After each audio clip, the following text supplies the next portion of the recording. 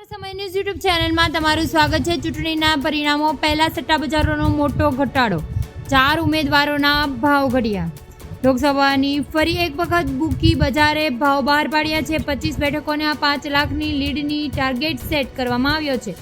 ત્યારે બુકી બજારના અનુમાન પ્રમાણે ગાંધીનગર બેઠક ઉપરથી અમિત શાહ અને નવસારીની બેઠક પરથી CR પાટીલે 5 લાખની લીડથી જીતશે।